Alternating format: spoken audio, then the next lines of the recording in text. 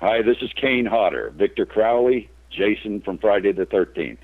You're listening to WithoutYourHead.com. Welcome to the station of decapitation without your head. I am Nasty Neil. This is Annabelle Lecter. Yes, the return. It's good to have you back. Yeah. It's a night. You know what? I'm feeling refreshed. Very good. I was very busy, mm-hmm. but I am feeling like a new joie de vivre about the show. I'm very pumped. Excellent. Yeah. The Terrible One will be joining us soon, as well as the guest for the evening, Paul Ehlers, who is Madman Marz.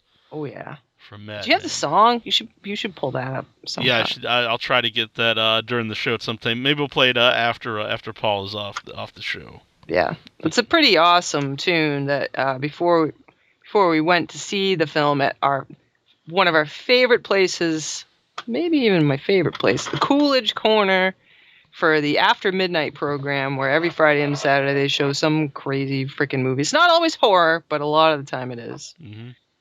And Neil shared this fine song. Yeah, and I don't think they played it with the lyrics in the movie. Yeah, it's supposedly at the end of the movie, but maybe there's different cuts of the film. Well, maybe. Mm-hmm.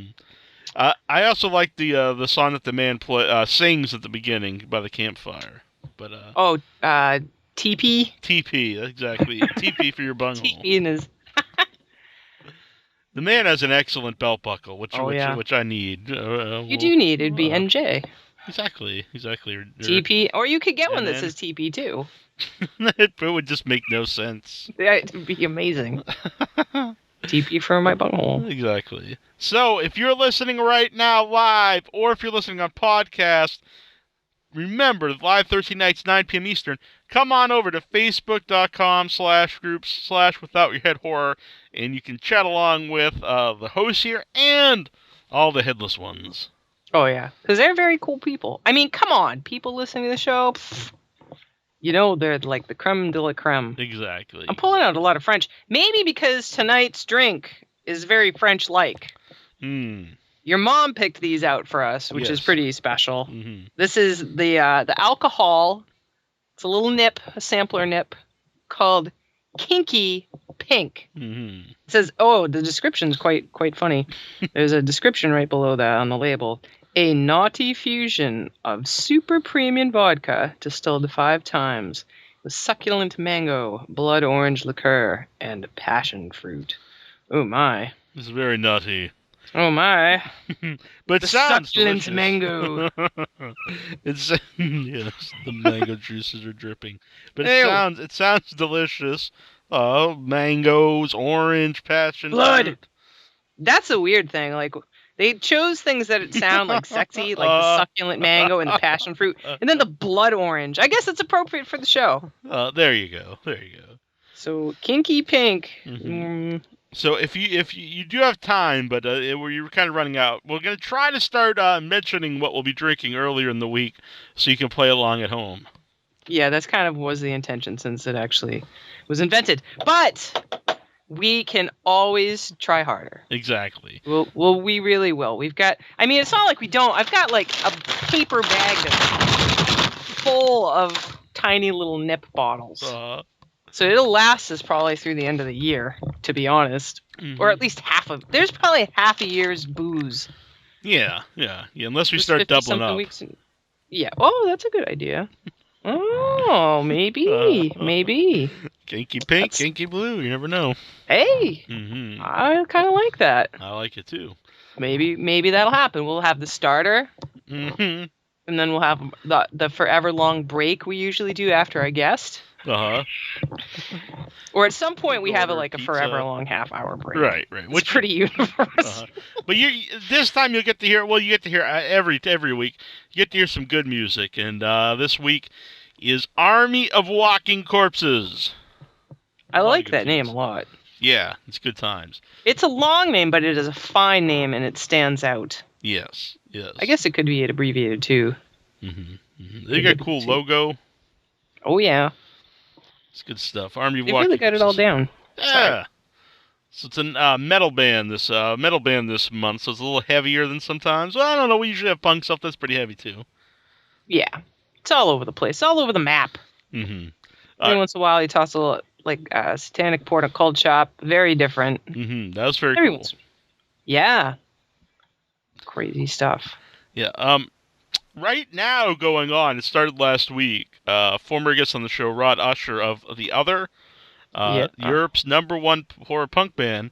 They're having their U.S. tour, the West Coast Atrocities. Oh man!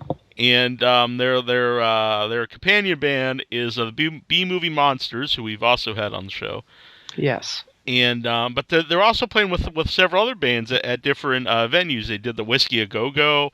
They've done a lot of famous places over on the West Coast. And Spawn Atomic is actually playing with them either tonight or tomorrow night. Yeah, the other former people we had on the show, so it's very cool. Yeah, they're all in like their little community together. Oh. They'd be like, I was on Without Your Head. I was on Without Your Head too. Man, those people are amazing. Yeah, I know. Exactly. And then through this, we found some new bands who sent some tracks of theirs, and I was playing them last night. In honor of this of the West Coast Atrocities. So. Awesome. Yeah, it was like 10 different bands sending stuff. Zombie Cop. Yeah, so wait a minute. What month is this show? Right now? Okay. So will it be through... Because I don't know if we have anybody lined up, but maybe we can just do publicity for the show and just play their music for the month. If there's no one already lined up. I don't know if someone's got the month claimed. Oh, you mean next month? Yes. If the show is still ongoing through the... I understand, yeah. All right. So just a nice shout out for these fine gentlemen and women who send in music. Was Dead at Midnight, Epitaph Romance, They Feed at Night, Zombie Cock, whoa, Order of the Fly, Orwell's Nightmare, Captain Blood, and Scarlet Harlot. Scarlet Harlot actually has a female singer, which is I think fairly unusual for punk. It'd be real weird if Scarlet Harlot didn't have a female. It could be like Twisted Sister. That's true. Mm-hmm. I wonder if they have any cross-dressing horror bands, or even just like one performer in one of those bands. Yeah, I think we should make that happen, Neil. I think you should go for it. We'll have a band, and that can be you. You know what? Screw the whole divine thing. We're gonna take it our own way. Yeah, this be my own person, my own character. This will be my alter ego. Yeah, exactly. You'll be a cross-dresser. Yeah, do it up, man. I really think you think you're fucking popular now, but you don't. But it's true. You are. You're fucking insanely popular. You start dressing in drag, you're gonna just to the moon. It will just be. I'm not joking. Really, you will be. Whew, you'll be like in a different league, and I don't mean that in like a ha. I'm for real. I mean, yeah, it would be because it'd be awesome. But no, seriously, you'd go places. You'd like, bye, Hannibal Lecter. It's been nice knowing you. I would never leave you in the dust. I need you to put my makeup on. But the yeah, okay, I can do that. Still haven't given you that makeup. You know what? That should happen.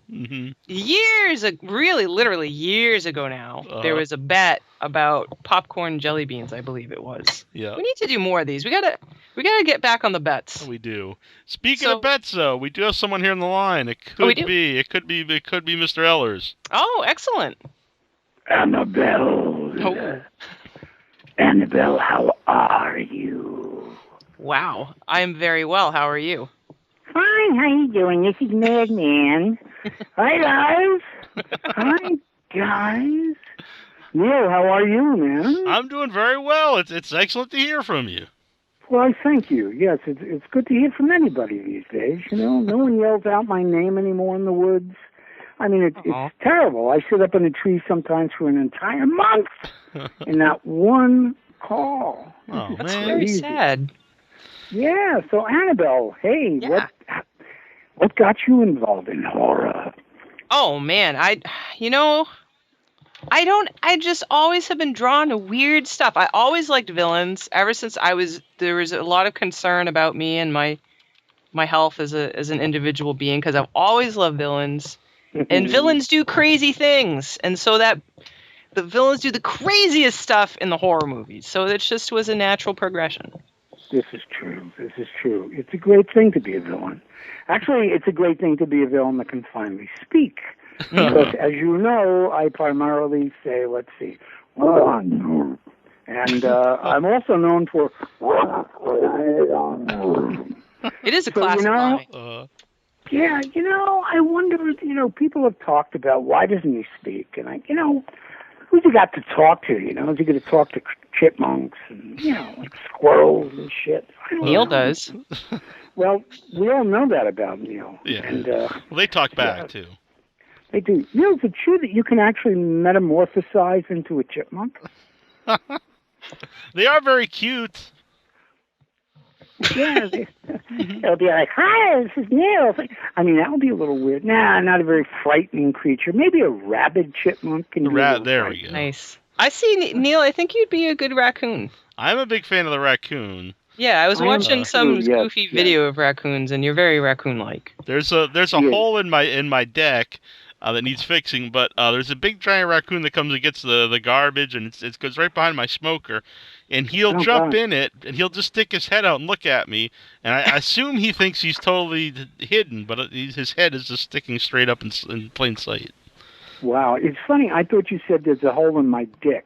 Well, there is that too. It happens. But I do not have a raccoon in there. Raccoons will do that to you. Especially if you hang around a garbage can with your pants off. It's really not fun. Hey! Pay for that stuff.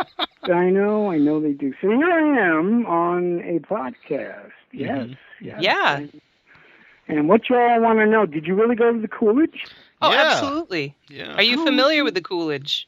Well, I am, because I was sent something by them, and in that sense I know. Okay, I did a drive-in several months ago. That was kind of cool. Did that, nice.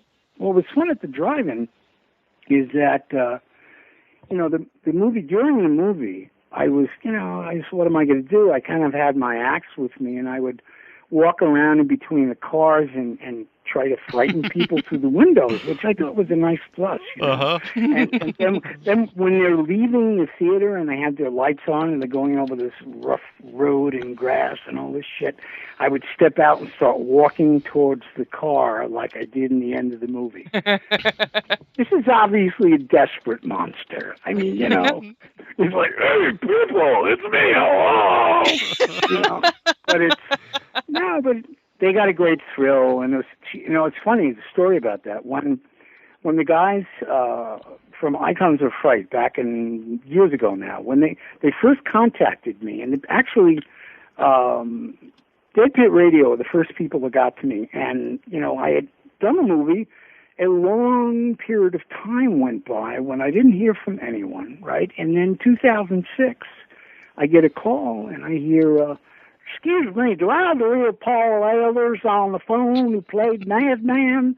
And I said, "Yes, you do." And they screamed and they went nuts. And I did their show, which was very cool. And I did a number of shows early on. I had really not even done a convention till 2006. Because, honestly, we didn't know that we had fans. It's really true. We didn't know we had fans until, oh God, I got a computer kind of late, and people would send me stuff and they'd say, "Go online and look, man, you've got fan clubs." And I was like, "What?"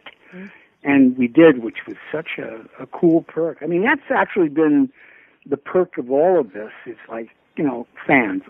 I love everybody, man. They're great. We wouldn't be here without all of you crazy bastards. So this is a good thing, And I know sometimes people, they're not always the kindest to fans, and I think that's horrendous. I think any of us in horror, we wouldn't be here if it wasn't people appreciating the movie, really. So I tell everybody that, and shows too when I do them, but it's been, I was saying something about Icons.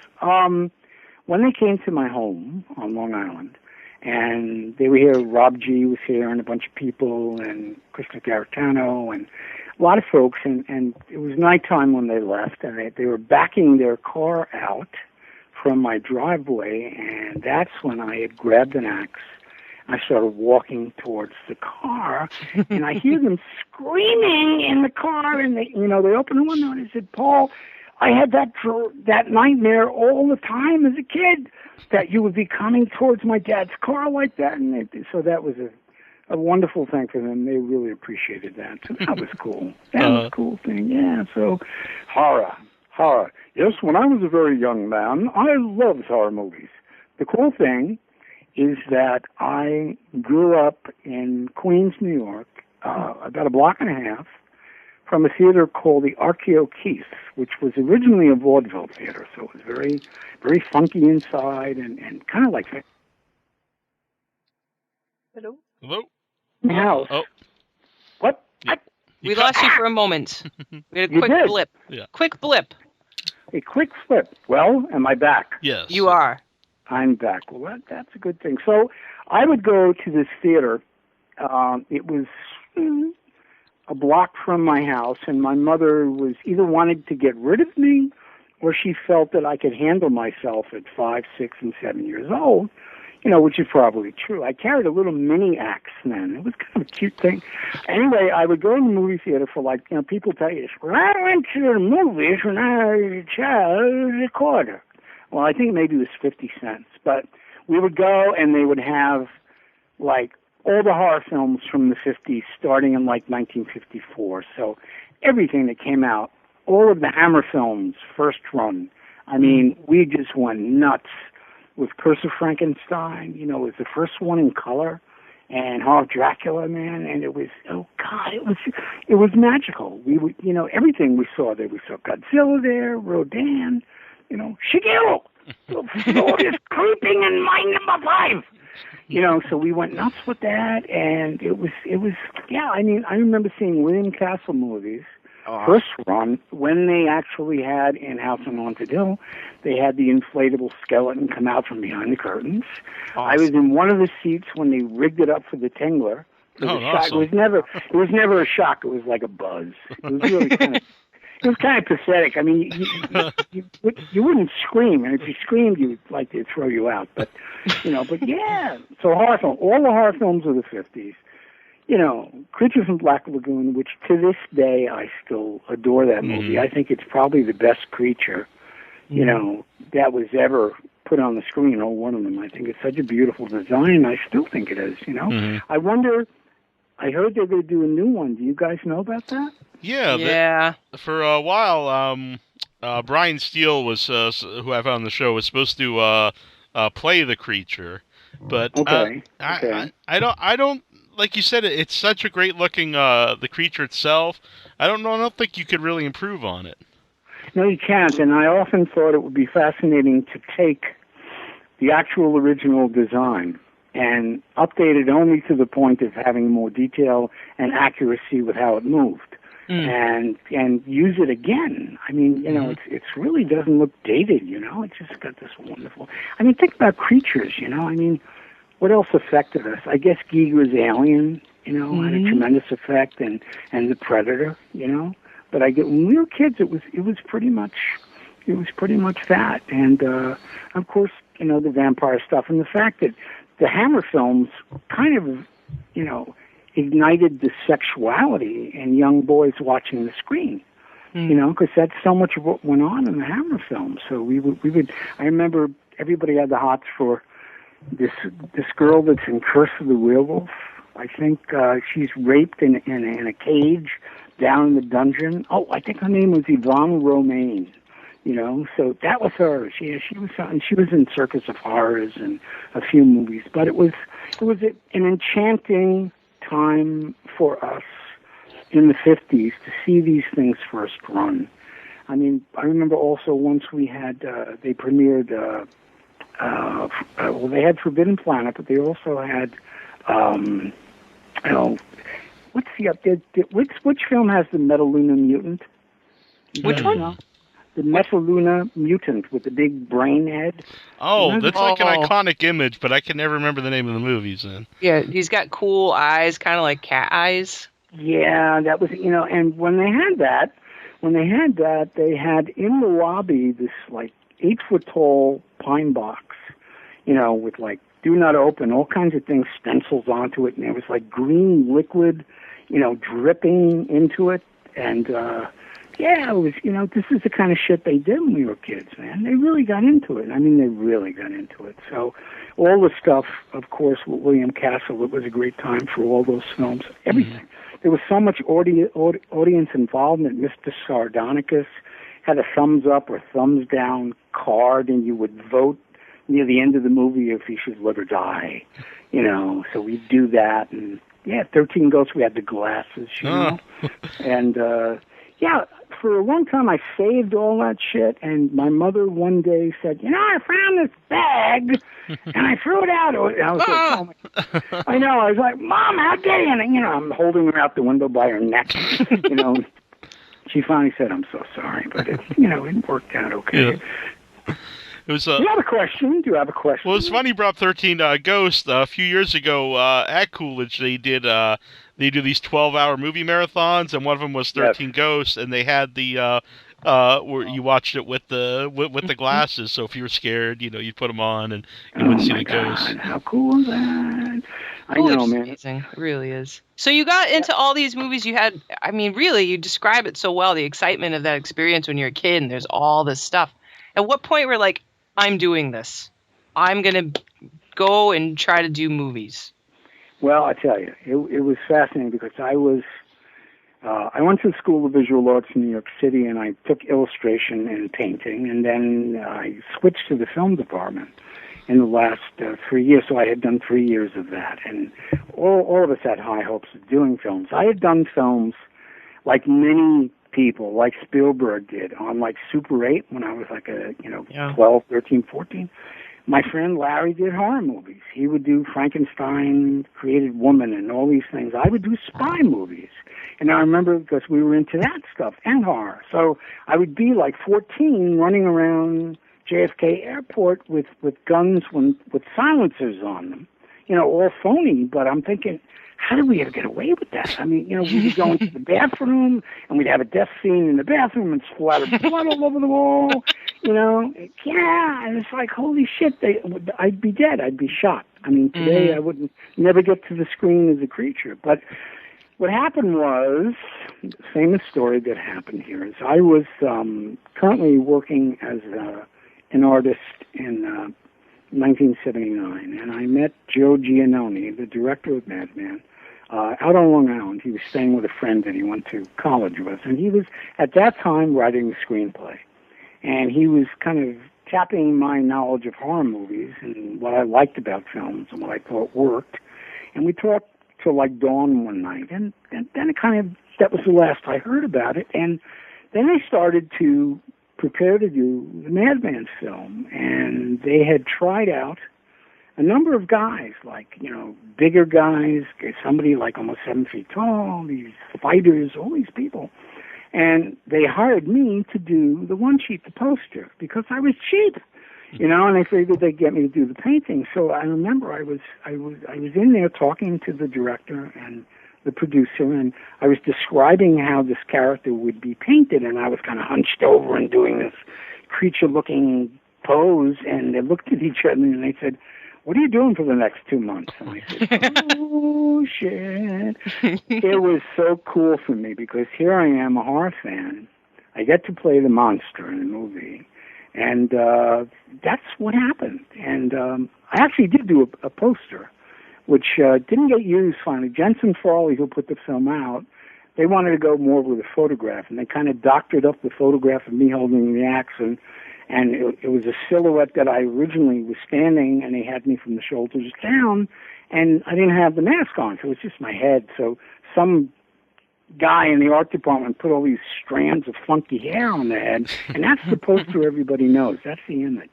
But I had done one in kind of real dominant red and black silhouettes because Joey wanted something that looked like a Grimm's fairy tale book, like an old German children's book, and that's what I did. And I thought it looked very classy, but it wasn't compelling enough, I guess, for audiences. So there I was, Madman, and I had to do stuff, and I did a lot of martial arts in those days, and we didn't have a lot of money for effects. And Joey was constantly saying, can you break this? Can you go through this door? I remember one time we set up the camera in a hallway. The hallway scene when she runs out of the room with the fireplace. I think it's Ellie? Not Ellie. It might be Ellie. It's Ellie in the end. Yeah, the one who screams a lot. The one who's constantly screaming and limping, and she goes in the refrigerator. Which, by the way, Steven Spielberg had Harrison Ford, Indiana Jones, hide in a refrigerator. Yes. In the Crystal Skull. Uh-huh. Mm-hmm. So I was sitting there going, what the? Hey. And it was funny when I first saw that scene, and he's lumbering down the hallway, and she's in there tossing out everything in the fridge. She gets in it. I remember I was watching, people were laughing, and I'm going, I didn't think I was walking that funny, but what I later realized they were cracking up that she threw everything out of the refrigerator and jumped in the refrigerator. So that was a cool thing. But there's a scene there where she locks the door behind herself and she runs into the hall, and Joey said to me, can you take this door off its hinges? Because I used to do, like an idiot, I used to do martial arts breaking techniques in demonstrations, like I thought that was important. Now I know it isn't. But I did all that nonsense, and I remember the cameraman, the DP, set up a camera in the hallway, kind of a low-angle shot on the floor, about, a little more than the door distance away. And I said to him, Jim, I am going to knock this door off, and it's going to hit the camera lens. And he said, no, it's not. Just, do whatever you got to do, and then we'll rig the door. And I said, okay. So Joey says action, and I palmed the door like I would break a cinder block, and ba-boom, it explodes off the hinges. Wow. And it falls right in front of the lens, like an inch away, just whoosh.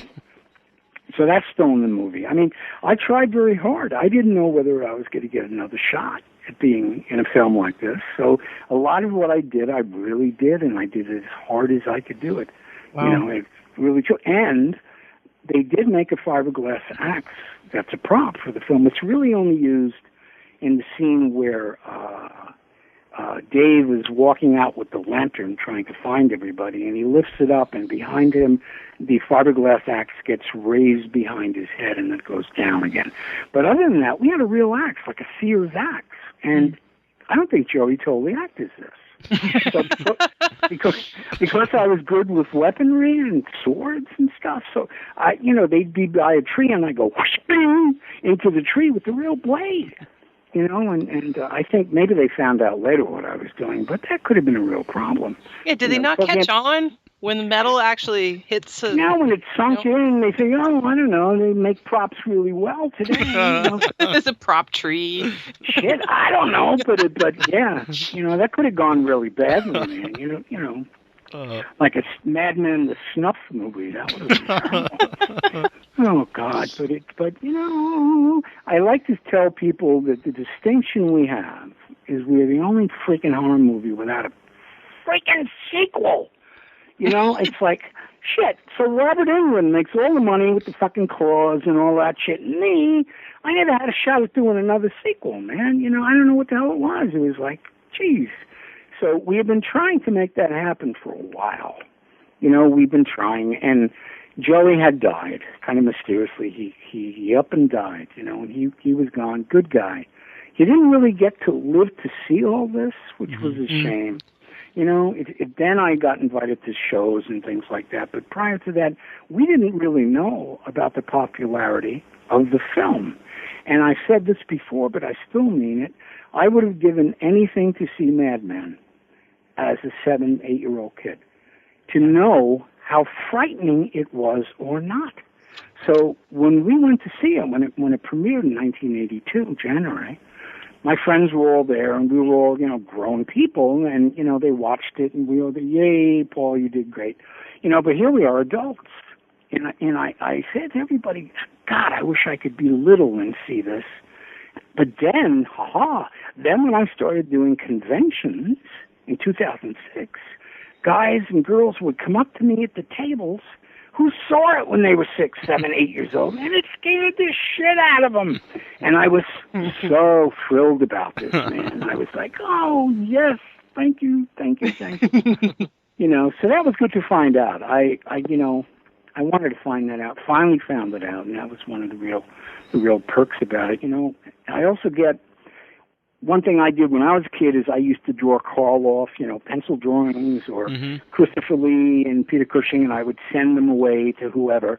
A lot of kids do that, And when I got discovered as Madman, people started sending me tributes, like statues and really good paintings and posters and all kinds of stuff, dolls, all these Madman tributes. So I have this very cool collection of all these things, man. When that first came, when one of those things first came to me, this guy Larry New, who was a big fan of the film, huge fan of the film, and he went out and he ordered a lot of these things to be made for me in the beginning. And you can't imagine what it's like when you open a box and it's your character that somebody loved the movie so much that they had this made for you, and you go, holy shit! After time, it must become, I guess it becomes second nature for a lot of people, But they always say, you're not anybody until you have a figure. So that happened. So that was always a cool thing. So what else can I tell you? I'm sorry I'm not talking tonight. No, it's fantastic. Yeah, it's a lot of fun listening to you. Exactly. No, like we went to see it last week, and Madman, he's barefoot in a lot of the movie. And so did they make how did that work? Did they make like special shoes that you wore that looked like feet? Special they had to, because, or were they just your feet? I don't know. Yeah, that's what happened. The first time that they filmed my feet walking, I have like ballerina feet. I have like little 9.5-inch feet, and the DP is shooting the scene. He's laughing. He says, Joey said, why the hell are you laughing? He says, come here, look at this.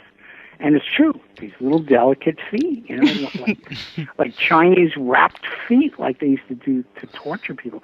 So we freaked out, and we put in an order for these feet. So the feet came, and these big, rubber things, and it was split up the side. And this woman, Jo Hansen, who was in charge of makeup, we'd have to throw on these boots with hot glue, and half the time she hot glued them to my leg. So, a lot of my attitude was due to the fact that I had these terrible hot glue burns on my leg. Oh. So, yeah, I know, right? It makes you it really, gets you in the mood to do the shit. So that had happened. Now those are the feet that I use. The same is true with hands. I don't have really huge hands. They did hands. They did a thing. Yeah, but it worked.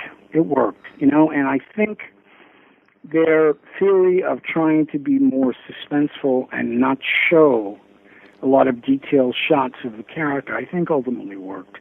When you saw him as shadows, or you saw him moving across the woods, except it's one scene where he walks in between a cabin, and it's Marz, and what it was I wasn't there to do the voiceover stuff, and Gary Sales does the breathing. And I know his breathing, so it's him doing the breathing, so that always cracks me up. But, yeah, it was crazy. I mean, stories I've told before, too, is that we shot only at night, which was a challenge. So you would get up at sunset, like a vampire, and I'd go into makeup, and we'd eat breakfast at sunset, usually. And we'd then be on the set the whole night. I mean, we shot it all at night, so it looks good if you have the right print of it. It had that bluish tinge to it. So we shot at night, and we'd break it like midnight or 1 for lunch, and then go from there. And, it was weird because it was cold, okay? But shooting at night gave it a certain, I think, a whole mystique to it, which really worked. But it threw everybody's clock off. Their internal clocks were all shot from it, But yeah, we filmed at night. And we had a case once where the actresses, some of them said there was some guy in the woods. And they would see him beyond the lights, and somebody was making noise and creeping around in the woods where we were filming. And they were a little frightened by it. So one night when I was standing in makeup, the director, Joey, says to me, he says, come here, Paul. He said, go out and try to find that guy. I said, in my makeup? And he says, yeah, go ahead. So there I am, creeping through the forest with the axe, with the mask, with the thing in the eye and the heart, trying to find this poor bastard and scare him to death. But I couldn't find anybody, man. That would have been so cool. But didn't happen. Didn't happen. So, what else you need to know, dudes and dudettes? Yeah, did you get to keep the feet or the hands? No, I didn't, very foolishly, because I design. What I do, one of the things I've done over the years is I designed fantasy knives and swords that are really expensive. We do them like one at a time, one-of-a-kind pieces. They sell to like, Stallone had 3 of my pieces, and I work with this guy, Gil Hibben, and he worked with me. Got to be 30 years we were doing this. And we would do, a lot of people, if they did like a spider knife, they would do like a scrimshaw or an engraving of a spider on the handle. I didn't do that. I made the whole knife be like a spider in terms of shape, but all with blades and very strong. By the way, a little plug for me. If you guys go to paulehlers.com and look at gallery, there's only like 4 pages up. It's 6 per page, but you can see some of what I'm talking about. So that was kind of, I always thought that's rather strange. And here I am, I'm this axe murderer guy, slasher, and what I do for a living is I design knives. I don't know. That's a little weird, right? It's pretty cool. No, it's fantastic. It's like Bud K catalog, sweet. Yeah, it's funny. Not so much that, because what happened was these things were one of a kind, and we would take them to these high-end shows, and we actually were designing stuff for a Sultan at one point. And, people would drop a lot of money. I don't even have one of my own pieces. I can't afford them. I have too much money. But we would do them at shows like that, and then they got copied by Asian companies. And we started to see these $6,000-$8,000 knives for $40. Yeah. And that kind of killed the whole thing for us. But that's the way they just do. Buy it and make a mold and then just pump it out. Often they did that, or they would look in a book and see a really beautiful photograph and they try to replicate it. But prior to that, before I did the knives, you ready for this? I was designing plush toys. Really? Dolls, nice.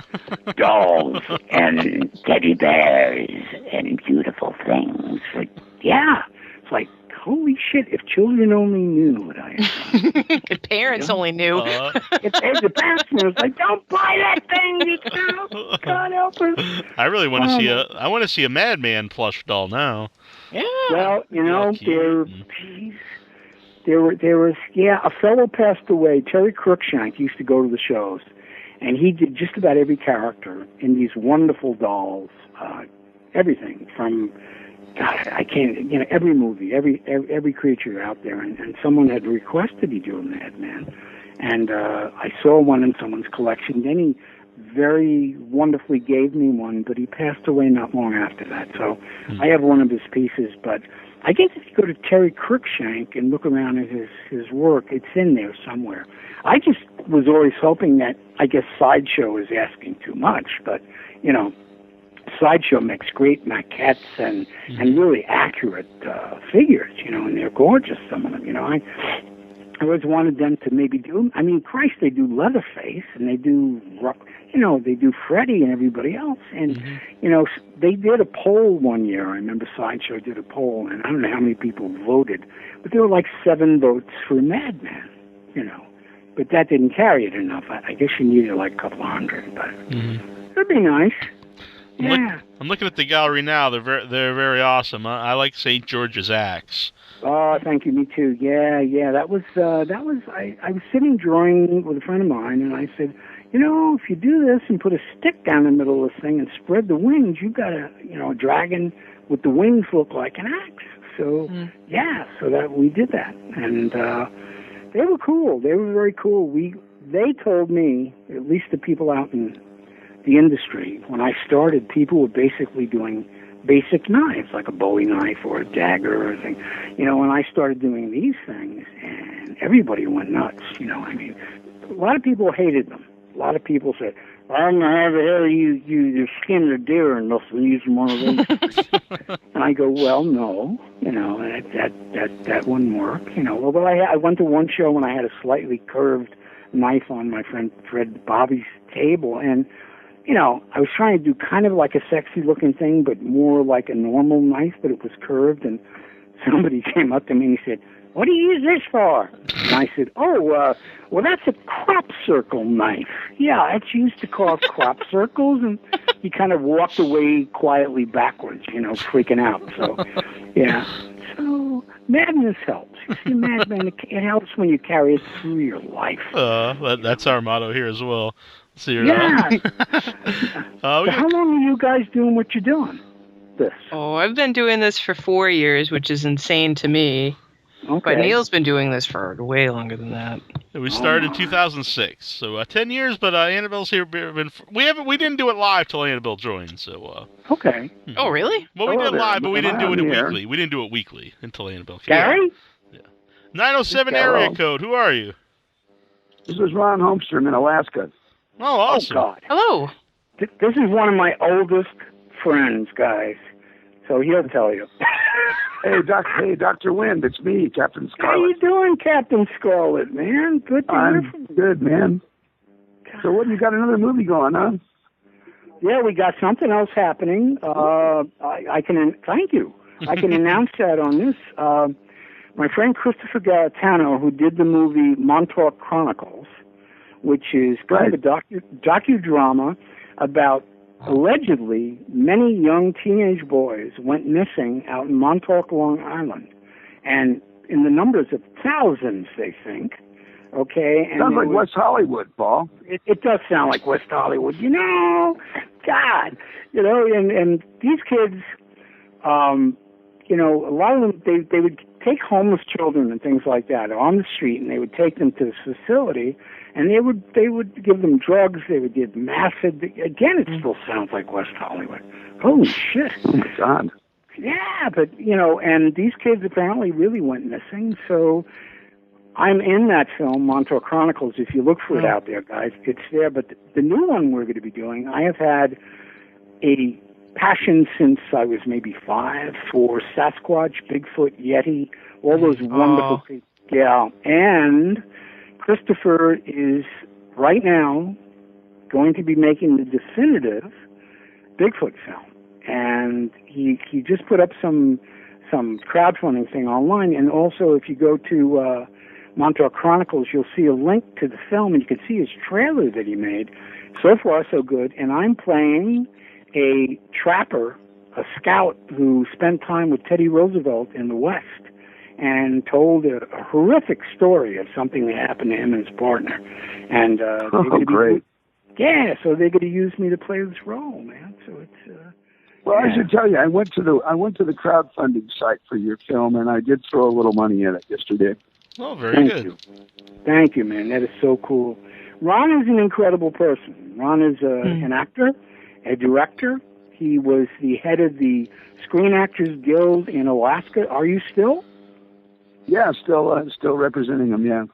He's still doing that after all these years, and all by his lonesome up there in the cold tundra. And yeah.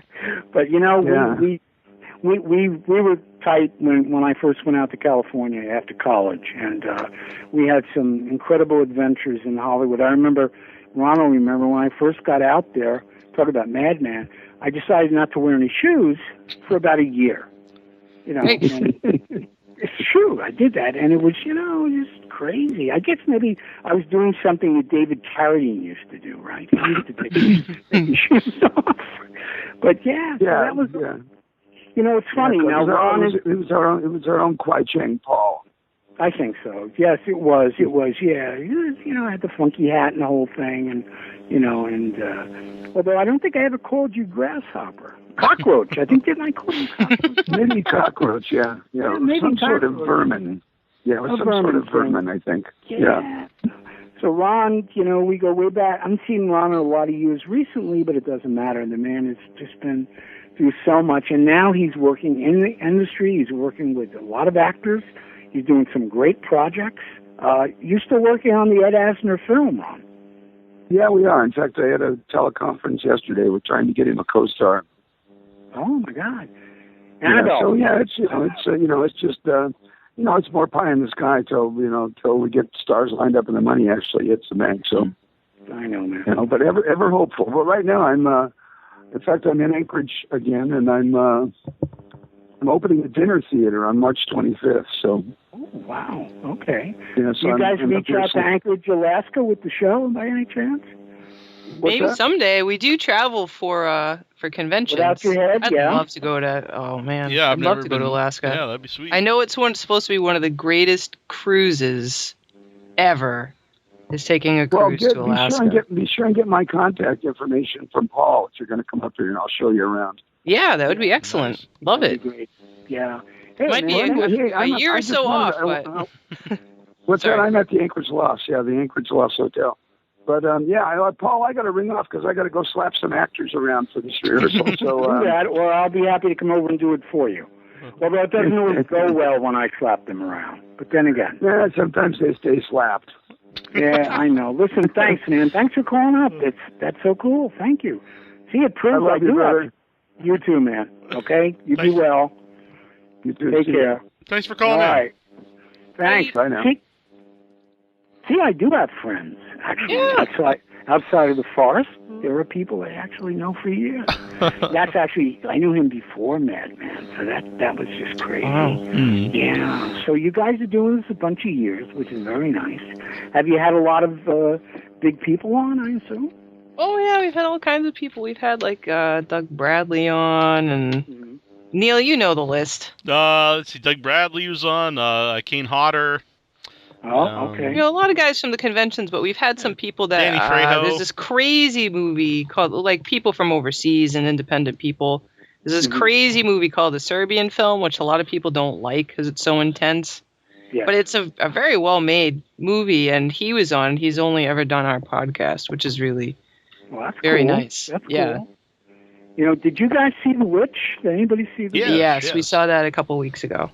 Yeah, I mean, you know, if I were to do a film about that subject, it would probably be very similar to that. I mean, it had wonderful atmosphere, and talking in the language of the day was cool, and it was pretty creepy, man. You know, I mean, it worked. I don't know if it made any money at all. I think it did well.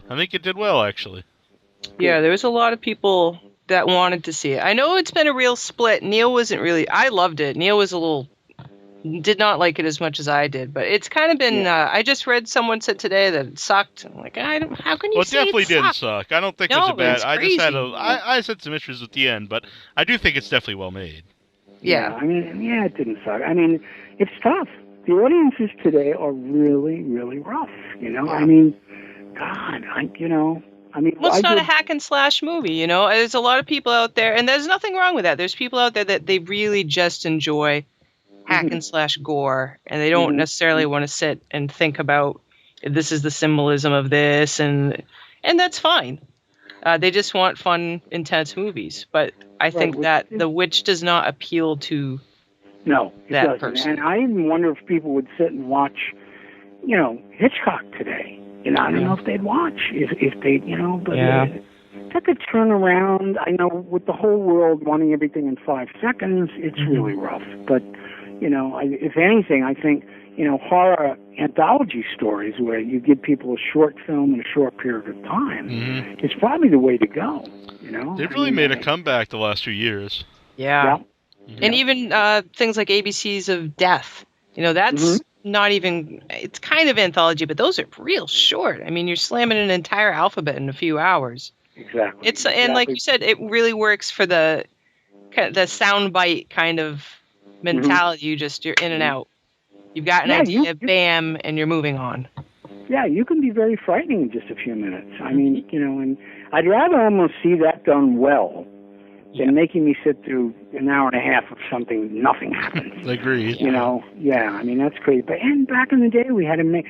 I always bring this up too when I talk about films that frightened me as a child. The original Haunting was terrifying, a wonderful film, and you know, by the way, Ron was good friends with Julie Harris, by the way, and she was in that. But that where the door started to warp and bend out, and the pounding in the hallways, and never seeing what's there.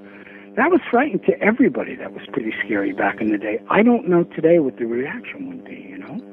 But there's still room for that. I think, you know, we can get back into doing atmospheric horror, you know, if people will tolerate it and just take the time to let it develop, I think that can certainly happen.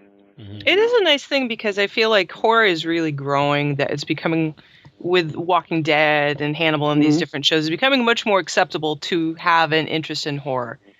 And Yes, so there's a lot more variety, even just with the independent stuff. There, Hollywood, you know what it's like. And having done this show, I've learned a lot about that stuff from our guests. But there's a ton of independent stuff that's just excellent, and stuff that's independent that's gaining ground. I think the audience is definitely there. It's but I think the thing is that a lot of these people, they're taking a big risk by putting the films out because you don't know. Oh, did you see Neil, what's the name of the movie with the two kids? Good Night, Mommy. Oh, it's fantastic. Oh no, and I have it.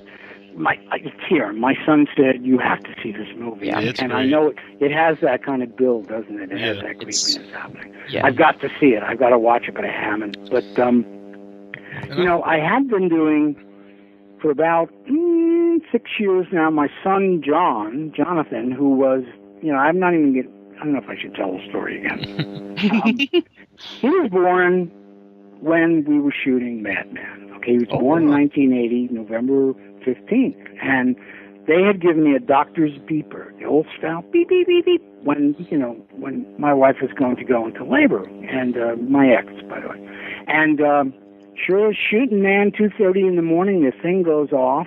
I couldn't find the makeup people. I had to get the latex off, the blood off, the clothes. We left half of them on. And I was in such a hurry. I had to. Well, it was about a 2-hour trip. We were on Long Island already, and I was going to North Shore Hospital. So I get in the car doing like 80 miles an hour, and I get there, and I'm looking at myself, and I still had flesh and all kinds of crap on me. And I come to the front door, and I'm saying, "Excuse me, where's maternity?" And he's looking at me going, "No, sir, you want emergency?" I said, "No, I want maternity." So that was.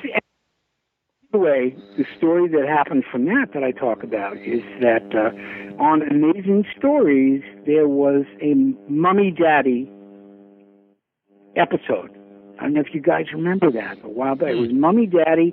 It was a guy wrapped as a mummy. Again, his wife was going into labor, and he shows up at the hospital like that.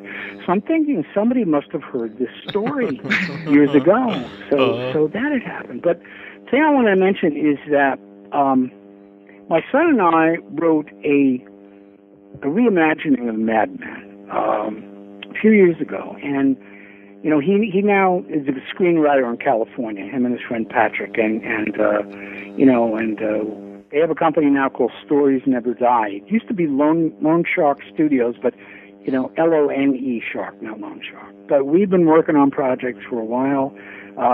We did a reimagining of Madman. We wrote it up, and basically what's in there is Joey Giannone, who directed Madman, was not really a horror director. And I had loved horror, so as we were doing Madman, I kept thinking, how would I do this differently? And I kept notes. So several years ago, with my son, we wrote a reimagining of the film. Now, Gary Sales currently owns the rights to Madman. So if any of this is going to happen, it has to happen with Gary. So we had done that. And the other thing, I never do this, but I'm going to tell people. I was in a film called Ink and Steel, as in STEEL.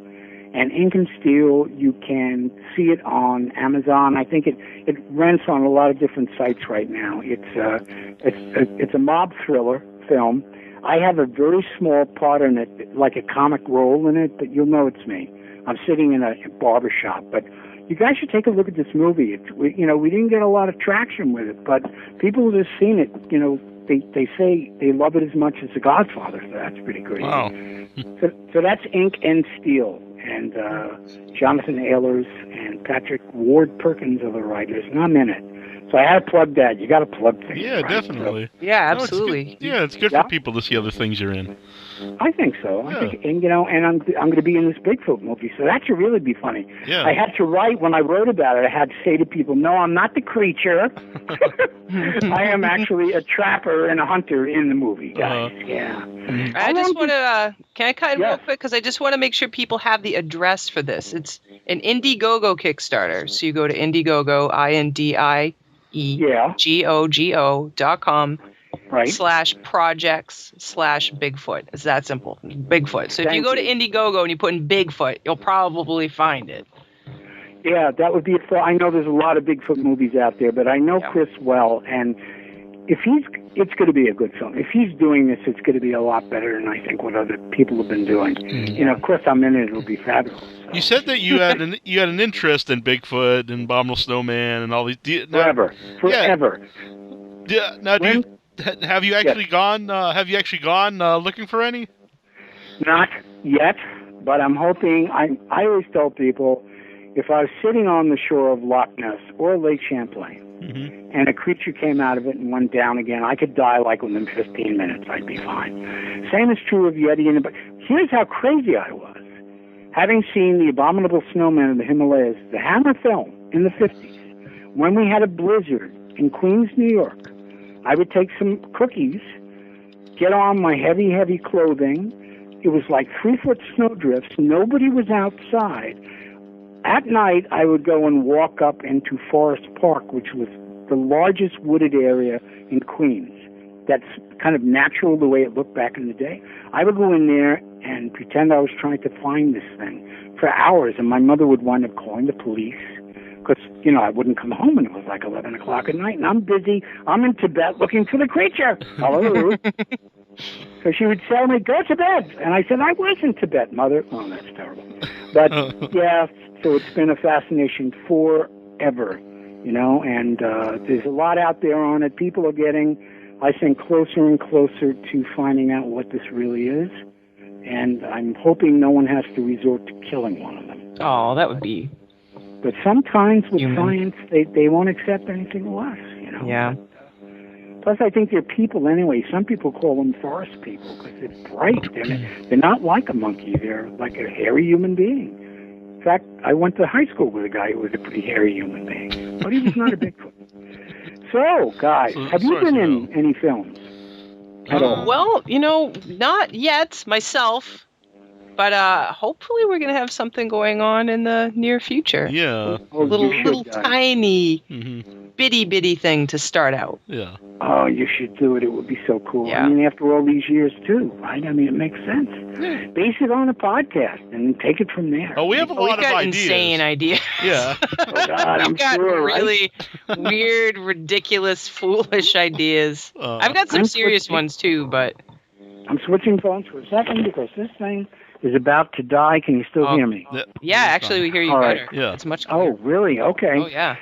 Well, there we go. I don't know how long your podcast is. I mean, We go forever. But you don't have to stay on here the whole until time. 1 a.m. We've done shows until we're done. We've had shows going till 6 a.m. Whoa! You don't have to stay that happened. long. You can hang out. Yeah. But Yeah, you can go whenever you want. You'd be like, screw this. Bye, guys. Well, I understand. No, I wouldn't do that to you, not without at least crying and saying goodbye. You know, I mean, heck. Please let me go. Right. Oh my! No, man, this has been it's been a fascinating run with this, and you know, and I think the biggest perk certainly wasn't the money. I made $350 a week, you know, to do it, and you know, it's been fans, it's been shows, it's been tributes, it's been, you know, what Gary was trying to do recently, right after the Blu-ray came out, is we were trying to put out the soundtrack, and you know, what is the one in England? I'm forgetting the name of it right now. It's a vinyl company. Great, my mind is I'm gone. not sure. But they were going to put out the vinyl soundtrack because I collect soundtracks. I've had, Jesus, since I'm 9, I was collecting soundtracks, you know. And the one thing that pissed me off is when Madman came out, I figured, oh, great, I'm finally going to have the soundtrack to my own movie. How cool is this? And they never did it. So turns out that Stephen Horlick, who wrote the music with Gary, they were planning on doing a release. They found the original tapes. There was a lot of electronic music used in Madman that was one of the pioneer films other than Carpenter's movies. We had a pretty good electronic score there that really worked, and then they were going to put on the album the legendary hot tub scene. That was special. that was going to be on there, the hot tub scene with the it's unlike anything anyone's ever seen before. I can't reveal to you how I was going to alter that in my redo, but I would. It's very compelling what I do with it. But good old Madman, and I hope they still do the soundtrack because I know people want it. They would like to collect it. I do. I have heard it as a separate score, and it's very strong stuff, so I don't even know who to call and write to and beg. There's a couple of companies now, Death Waltz. I think those were the people that were going to do it, okay? And didn't happen, not yet, but we have it. Specifically on vinyl. What's that? Because specifically on vinyl, because I was literally just chatting with a friend before the show, Lawrence Harvey. He was in Human Centipede 2 and has since done a ton of other stuff, including being featured on this album that's like Tales of H.P. Lovecraft. And they've just had... Oh, it's so great because it's very electronic. I'll send you a link. It's so great. Electronic sounds, and Lawrence narrates 2 H.P. Lovecraft stories. It's wild. But they... Oh, my God. And they had a very limited press of vinyl that they're literally just selling out. I was just talking about really right before the show. And now they're putting out a new purple record. But at any rate, the point being that I can find out who that is. Okay. And give you that information about. Yeah, Gary had wanted to do that, and we were ready to go. I was designing the album cover and had a fold-out axe, die-cut axe and stuff. Nice. And it would have been great. And he also wants to do a CD for people who. And I don't know if it will be on, available otherwise. It probably would be. But yeah, people have done the song, from the movie. I've heard that done by some rock groups. They did, it's been out there. Wait a minute, what have we got here? Lord of the campfire, telling of his horror, lost in those woods with the madman and the stars. Don't laugh at the tale, eat if you call him, beware that Madman Marz. Anyway. You're awesome. I never did that before. I love Paul. Fuck, this is crazy. Holy shit. Oh my god. Wow. I'm gonna cut that out, and that's gonna be our new theme song. Yes. Yeah, put some weird music to it, man. It'll be, people. Yes. We got him in a strange moment, and I love it. I know. Oh God, help me. I expect to hear that in the future on your. Okay. If you're cool with it, I think we'll play it regularly. That's awesome. Oh God. Thank you. I don't know if it distorted much, but there you go. God. You're a fun guest. Fun guests are nice. It's nice to have someone that jokes around and everything. It's great. Mm-hmm. Fun hosts make the whole difference, man. It's true. You guys are great. Thank you. I hate to bring this up now because we did have a guest on the show who actually refused to talk about Madman. Oh. And I just wonder if you know any reason why. It was we had Galen Ross on and beforehand, and she's open about it. She doesn't want any mention of the movie, and I don't know if there's a story behind it. Tell you, man, none of us know why. I got along great with her during the film. I don't understand it. She does a good job in the film. Mm-hmm.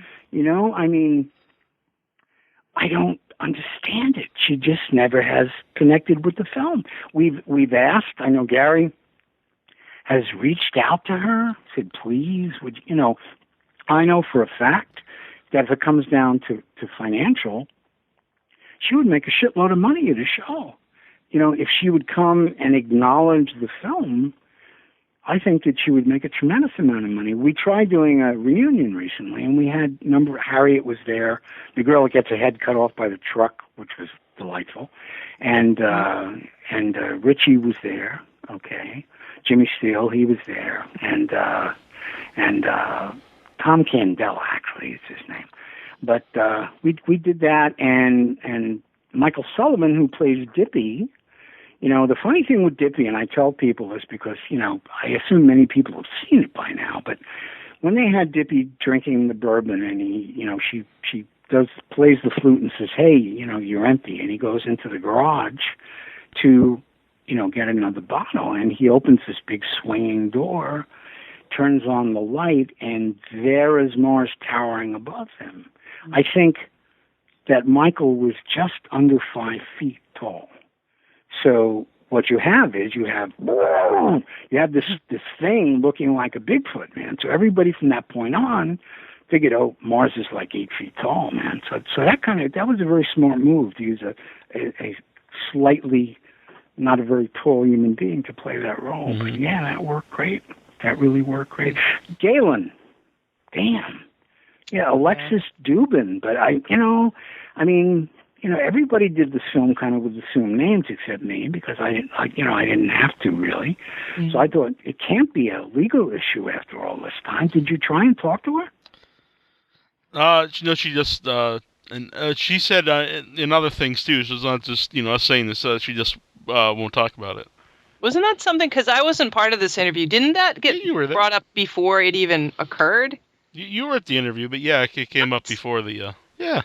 Remember that? Yeah. It's a big thing on the internet. No one knows why. We don't understand it. That seems kind of silly on her part to just say that and she's drawing more attention to herself. Well, maybe that's what she wants, but you've seen her performance. She's not bad at all. No. And she was in Dawn of the Dead and Creepshow, so it's not like she's trying to be a serious actor who's distancing herself from horror movies. Well, no, it wouldn't make sense because certainly the Dawn of the Dead things are always on, and she's at those. Yeah. Somebody said to me I should sneak into a Dawn of the Dead reunion show and just come flying out from the curtains or something. I don't know. I don't know. I wish I could give you some insight. I don't have any insight. I don't know what happened. I don't think we left, enemies, and I don't know. If somebody can find out, it's like the great I don't get it. Mm-hmm. I don't get it. If anybody knows, contact me and tell me, because I don't know what it is. Why? Because I kill her? Because I put her on a hook? I mean, I can't. Maybe it's the hot tub scene. I don't know. I am baffled. I don't get it. I don't know. So there. So I don't know what to tell you guys. I'm so mystery. We'll just have to pursue it. We'll find every madman actor and actress and just go down the list. Yeah. I mean, does she talk openly about whatever she is working on? I know she was doing kind of serious documentary work. Yeah, we had her on to promote her. She had a boxing documentary she's making, but she also talked about Creepshow and Dawn of the Dead on the interview. Now I remember. Wow. Yeah. What the? And she seemed like a nice person, so I don't know. It was, She always was, man. I don't know what, I don't get it. We had some fun. We were out there when we filmed. We were filming on Halloween night out there, and our cook was making, he made what looked like, roasted snakes. He actually had fish skin, and he kind of put it in a zigzag, and we served these really weird things. And I remember Halloween when we broke for lunch, which was nighttime, the actors were all in the kitchen area, and everybody else was out setting up for a shot, and we were carving pumpkins. And we started doing this like mental institution with people carving pumpkins. And it was pretty crazy shit. I mean, we were cracking up. We were all doing these improvs, which really worked, I thought, By the way, is it called The Crazies? What's the film that's coming out? I really want to see this thing. Not the crazy. What's it about? God. It's about this squad of Suicide Squad. Oh, the comic book movie. Yeah, that's coming, right? I mean, the trailers look really good for that, man. Something very creepy about, mental institutions. They just always are, man. I mean, it's God, we have one near us. There's this facility that's abandoned, and it's just these towering tombs of buildings, man. And somebody actually went in there with a small drone and kind of took it all through the, and put music to it, and just hovered through all these experimental rooms and turned over beds and painted walls, and they put screens of people in. It was a fabulous piece. There's something scary about crazy. Ghosts I can deal with all that, but crazy people, it's a whole nother thing. Like, the speculation was Madman a living person. Mm-hmm. I don't know. I don't know. I used to speculate maybe somebody ripped his tongue out, which is why he couldn't speak. Mm-hmm. Which would, that would be terrible, because if he had a Madman Greatest Hits album, it would be pretty good.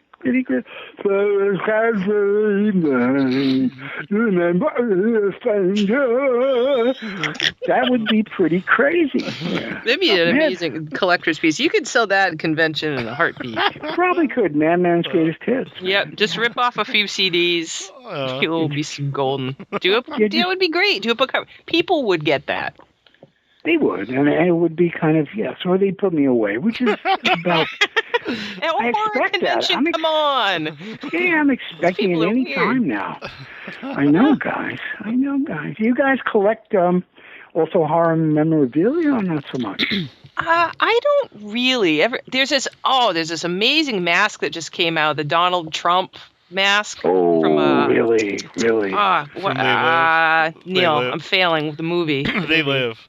They Live. Yeah, it's so if you're familiar with the Rowdy Piper They Live movie, of course, and it's that weird alien face, but it's got his crazy hair. Oh my God! Now, I don't collect anything, but that to me is just a riot. I find it hilarious. That is fun. That is fun. Jeez. But other than that, not really. I paint stuff, so I have paintings. You paint. Do you paint horror? You paint normal? Yeah, I paint weird stuff. I mean, I can do normal things, but I like painting the weird stuff. Oh, don't. It's just, you got to be more interesting and be crazy. Yeah. That's crazy. All my good friends are all out of their fucking minds. It's the only kind of people you want to hang with, Pretty much. But it's funny about Trump. I think everything is funny about Trump. But, I was thinking about it, and they talk about, if you read in Revelations in the Bible, right? And I'm not really into this, but I happen to remember, and I looked it up. And apparently when the end of days is coming, it's supposed to be heralded by these astral from the sky trumpets. And Donald Trump. They call themselves the trumpeters. Really? Yes. Oh my God. If we twist that around and, you think about, hell, with Nostradamus, he was talking about Hitler, and that's Hitler to me, man. He's pretty damn close, but this whole thing about these 7 trumpets blowing at the end of days. Oh, you see what I've started tonight? Watch, this will go all over the place now. They'll probably kill me in my sleep. But you know what? You've got the word out. And I was just saying, at least you've been on the show. Exactly. Yeah. Truth is out there now. They call them trumpets? Really? They call them trumpeters. They call themselves trumpeters. Trumpeters. Yeah. Because they've been hearing, if you look at weird phenomenon, like they had it in one of the X-Files, the new X-Files episodes, that sound people hear in the sky, that trumpeting sound is very real. People hear it all over the world. Wow. And it's the creepiest thing. Suddenly you just think, you're hearing this stuff, and it's like, what the hello?